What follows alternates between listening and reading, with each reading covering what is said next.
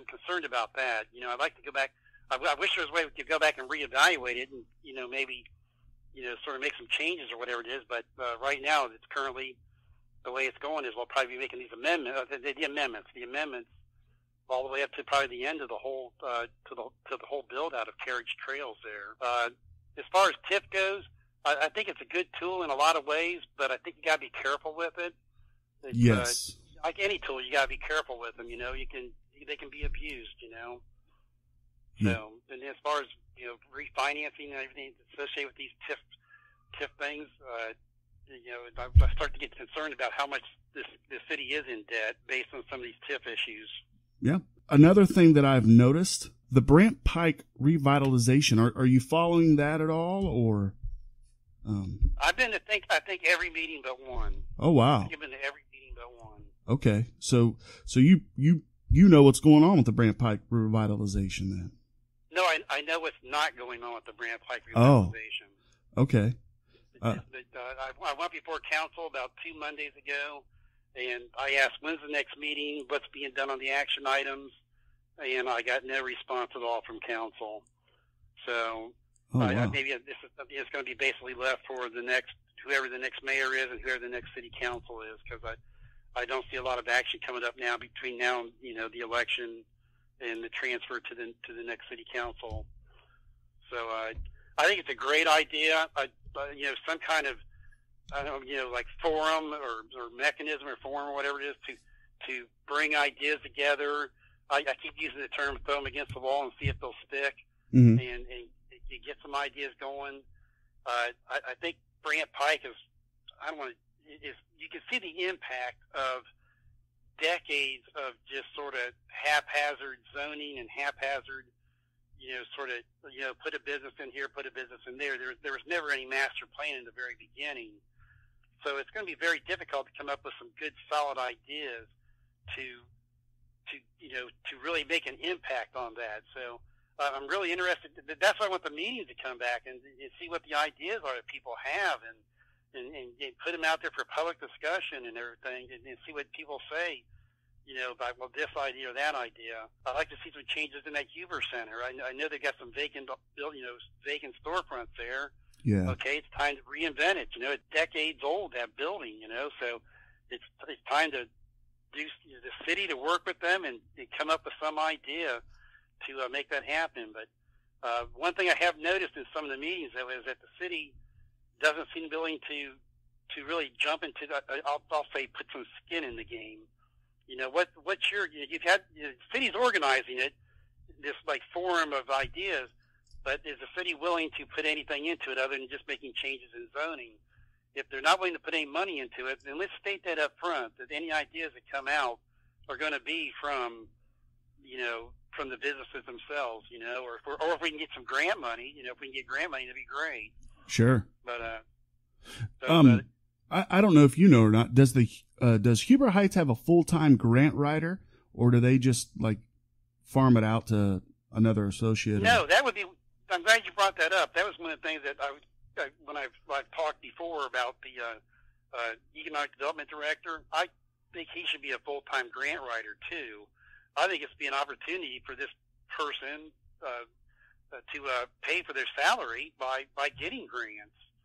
That'd be great if we had somebody who not only did economic development, but I think the two go hand in hand, grant writing. As far as grant writing goes right now, I think this couple people on staff have written a few of them, or a couple of them. I believe there's a couple members on council. I think Richard Shaw brought some grant proposals up, and they're trying to see them through. I think there's one or two other city council members that have worked on some grants too. That's free money. That's what you go for. That's of course, you gotta make sure there's no strings attached too. Right. Or understand the strings that are attached.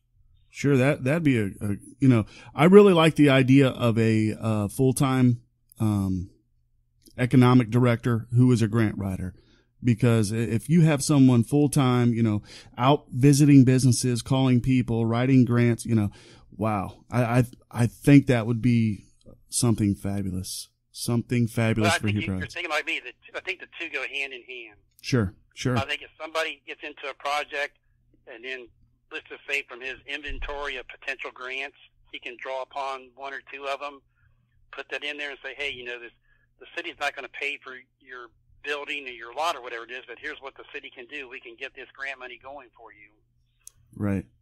And, some nonprofits and some other organizations, the grant writer sometimes gets a percentage of the grant if awarded. So, I mean, there's different things like that that, I don't know, that the city could talk about and figure out. If the city wrote the grant and they got awarded something, they could also put it back into it, I would think. Sure. They will, we'll just turn our share or whatever it is back over to the project or back into the fund or back to another, project of some kind. One other thing too is, down the road we might end up in a situation where we might be in some kind of public-private relationship or whatever, and I'm all for that, but I'm very wary of the contracts that get signed. I don't think our city's got a real good history of writing contracts, and so if we do get any kind of public-private relationships with anybody for anything, for a particular project, I would sure hope that we are very careful about the contracts and the way they're worded. Yeah. And to make sure that the city doesn't end up in the long run on the short end of the stick. Definitely. Another thing that's coming up that is on the agenda for Monday, which is tomorrow, but you guys won't hear this until Wednesday. So we'll know how council voted when you're listening to this. But there's a water softening, a first reading for the water softening design. It's at a not to exceed amount of $1.1 million. So this is a huge deal. This is just for the design. What are your thoughts on the water softening and where we go from there, or where Huber goes from there? Well, a couple things. First of all, this was put before the voters, and they did approve it on the ballot. So the city residents were involved with this process. I love that yes, they had a say in this thing. And then the other part would be is that I just recently replaced all the faucets in my house due to the hard water. Just basically, I would say ate them up, but just very shortened their life quite a bit. Right. So, but I am all for the water softening. Huber's got good water. I think it's really good water, but I think it's going to be even better if we if we soften it. For a lot of people out there, they're concerned about this being a salt process. It's not a salt process at all. Your water's not going to taste salty. I believe it's called a membrane process, and it does it without chemicals, and it just basically gets the hardness out of the water. And like I said, I think we got good water, but I think it's going to be even better after this, and I'm all for the water softening project. Right. I just to kind of caveat on what you just said, I had lived in Huber Heights for a very, very long time. I was born in Good Samaritan Hospital and was brought home to Huber Heights. So I've been there since '77. And there was a couple times I moved outside. It was like a year or two or whatever, and then I moved back. But anywho, when I was so used to Huber water that when we just moved now, being, really tell the difference between having soft water where we do here in the city I live in here in Texas and not. So I think I'm glad the voters voted for it. I was one of them who did vote for it back then. And I'm glad they're moving forward on it. I hope council has done the right thing, because when everyone listens to this, council have already voted. They may push it off to a second reading, which is fine, but it needs done. It really does. So I'm with everybody who's for soft water on that. I think and at the same time they were talking about pressure and soft water and pressure. This affects the entire city. Pressure probably needs work too, but this is probably more of a factor, in my opinion, than the pressure. I don't know how you feel about that, Dave, but. Oh, I'm all for the water softening, and I think this will be, when we finally get our economic development director, this will be a tool in his backpack for going after new businesses, saying we've got the water, we've got quality water, and we've got sewers and everything else to go with it. I think it's a real it's a real tool, like I said, for any kind of economic development in the future. As far as the water pressure issue goes, and I've heard the discussions on this. So I really haven't got a chance to speak before council, or at least ask my questions. But I would think with any kind of water system and any kind of water pressure system, there would be a series of valves that would control the pressure. So if you've got a particular area and everybody's saying, well, the water pressure is too high, it's popping lines or it's causing issues of some kind, I would think there'd be valves along the way that you could use to dial back the pressure in particular spots. And if there's not, well, then maybe need to think about that that particular idea of, let's put a few extra valves in here in this section and this one in there here, and so that we can control the water pressure. Yeah, that's a interesting idea, definitely. Yeah, I don't know. They haven't really talked about the pressure issue much as of late. I know I did a rudimentary test. I was working down in the area where the pressure was supposed to be bad, and I tested it, and it was within range, and because I had never had any problems with pressure. But anyway, all right, Dave, you pretty much said it all. Before we end the podcast, is there anything you want to say to the folks listening?